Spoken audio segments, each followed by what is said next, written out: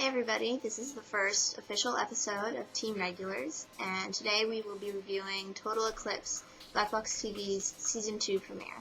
If you haven't seen it, you should go watch it, because there's spoilers in here, okay?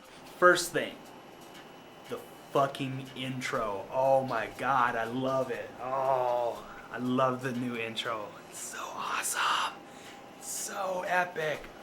I love the new intro with the spinning doors, although I prefer the old intro, but I think the new intro is awesome. I love the new intro. I thought it was really neat how you were going through all the doors. The new intro with all the doors opening and stuff, it's really cool. I really like it. The news story footage was a really cool touch. It kind of sucked you into the story and kind of gave a basis of like a backstory, and that was really neat, and I liked that. You're seeing the TV and then the camera starts pulling away and then it transfers through the screen. I got that. It's very awesome. I loved it. I like how the two news stories at the beginning of the video pretty much summed up and tied together the entire video in like less than 50 seconds. I also really love the transition at the beginning of the episode from the news report into the actual torture chamber. I thought that was pretty seamless, pretty genius. The hand sitting next to the TV, that was awesome, except I never saw one of the girls who was missing a hand throughout the episode. So that might be he might be killing more people than just those 5 girls. The hand. I had a really hard time to not concentrate on the hand that's lying next to the TV on the left side. The hand! Why? Was it to make it more gruesome? I'm all in for the horror movies, yeah, but really, a hand. And then you get into this like murder funhouse, and it's your mind starts thinking like, oh my gosh, I wonder what happened in there. Like, you can hear the flies buzzing around, and it's just like, it's so gross. BlackBoxTV, so it's awesome. I'm just speechless. It feels like it should be on a television show. I thought it, it looked like one of the murder scenes in something like NCIS or Bones or something like that. Well, there's no talking for 3 minutes at all, and I love that because that was cool, it was creepy. You were just like, there's just music, I don't know what's going on, this is weird. What most interesting about it was all the handprints and blood all along the walls. Just makes you think. What did they do? What did the victims have to go through? He walked past the door with the bloody handprints. It seemed like there was a little bit too many handprints, but at the same time you were trying to fill in that gruesome feel for the video. The guy is just like quietly washing his hands, and it's like, oh, it's just a normal day at work, and it was just eerie. If you learn anything from this episode, if you're going to be a serial killer, you need to be clean. Cleaner. You can hear the chair moving, and it's the girl, and he's like, oh, I'm pretty sure she's dead, and it's like, surprise! There's a total eclipse, and it brings them back as zombies. That's an actual cool idea, because if you listen to certain people about lunar eclipses, is that it creates weird reactions within the human brain. And who knows, it could create zombies. I'm not that huge into zombies.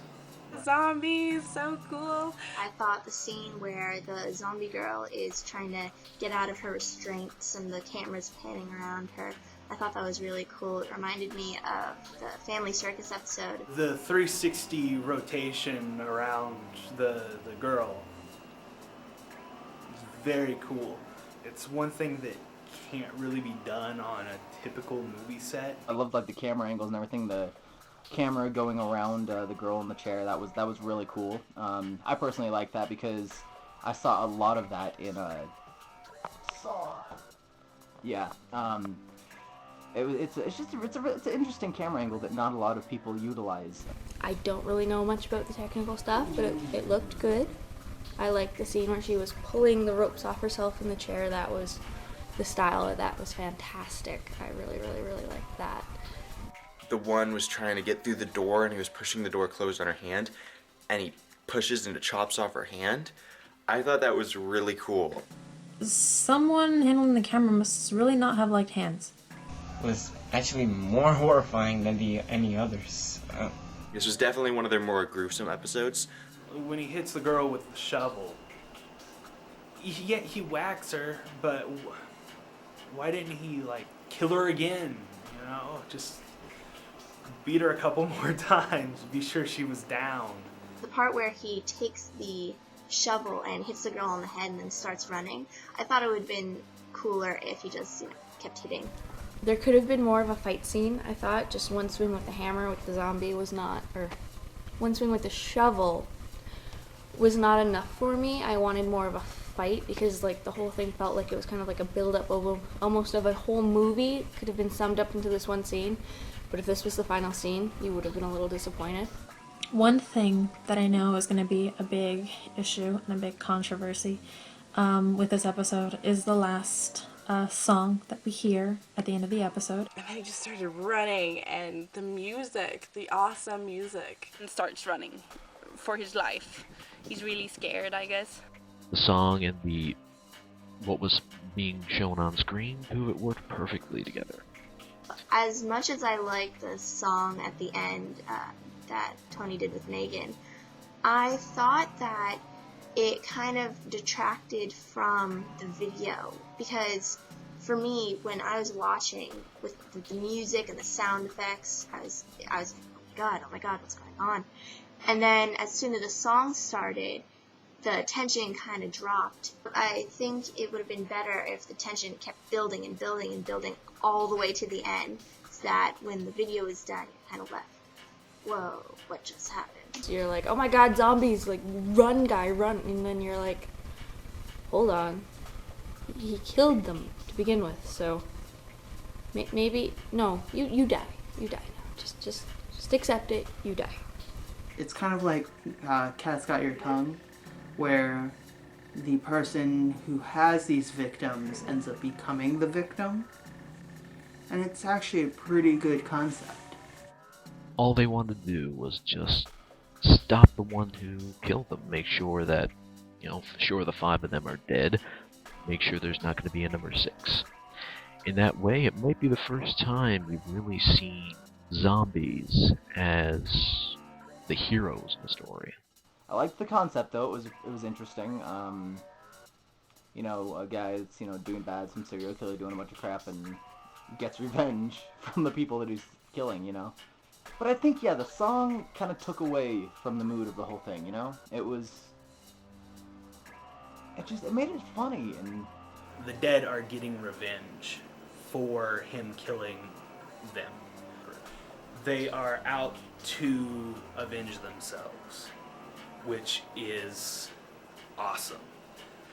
I loved that there was the living dead in this. It was so cool, so well done.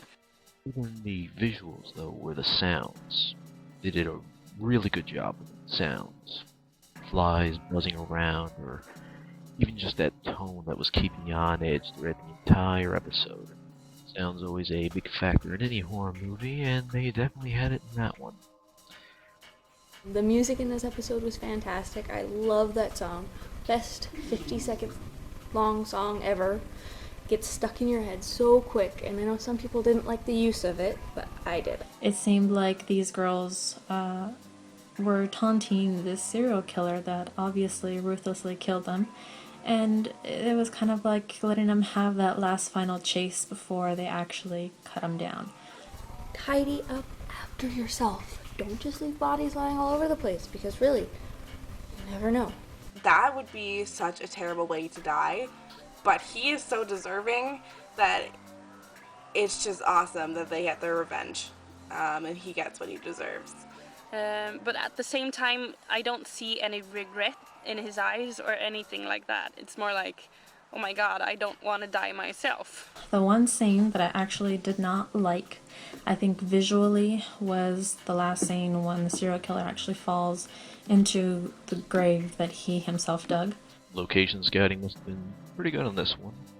The barn, the inside of the place, everything, the outside, I mean, it all sort of fit what I think they were going for. Such very good actors. I think the actor for the killer was probably one of the best picked roles I have seen so far for BlackBoxTV.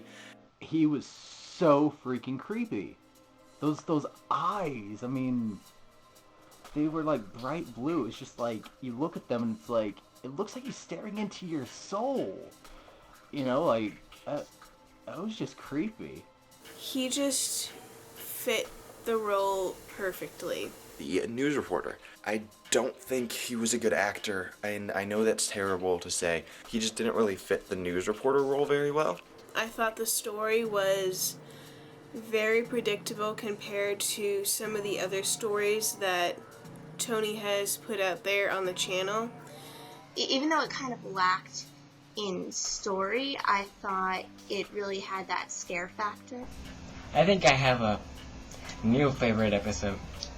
I mean, this is definitely a really good kickoff to season 2. I mean, I'm so excited for the next episode, and Definitely good start to the beginning of the second season. It's a really, really good story. So, with that being said, it was a great episode. I really loved it.